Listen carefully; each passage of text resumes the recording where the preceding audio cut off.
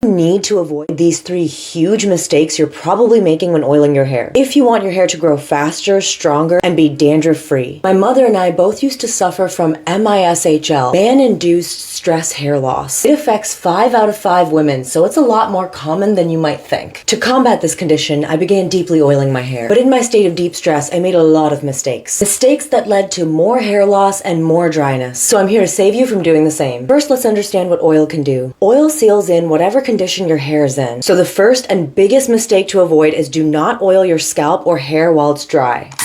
If your hair is dry and you apply oil to that dry hair, you will essentially just be locking in that dryness. And you'll end up using an entire bottle of oil, you will lose a lot more hair to shedding, and it will be impossible to wash out. So please hear me and do not do this on a dry scalp. This is why we spray our scalp and hair first with water so the oil can lock in the hydration. And I really mean get it damp. Go through and get every single spot on your scalp because any spot you miss will be much harder to wash out. The second mistake you're making is using way too much oil. Less is more here, trust me. If you use too much oil, all the other bad stuff I just said will happen, plus you'll clog your pores, which could lead to skin conditions like scalp acne. That has never happened to me, but that's because I don't drench my scalp, and neither should you, and then it will do the opposite. Because oils can actually remove impurities by pulling them into itself, to the oil that is. If you're using an oil like this, that's infused with neem, that will keep your scalp clean and fresh. Neem is magical because it does both. It balances an oily scalp and a dry one. It gets rid of dandruff in one use for most people. Just use enough oil to lightly saturate your damp scalp, okay? To give you a reference, I use 4 to 6 milliliters or 8 to 10 droppers this size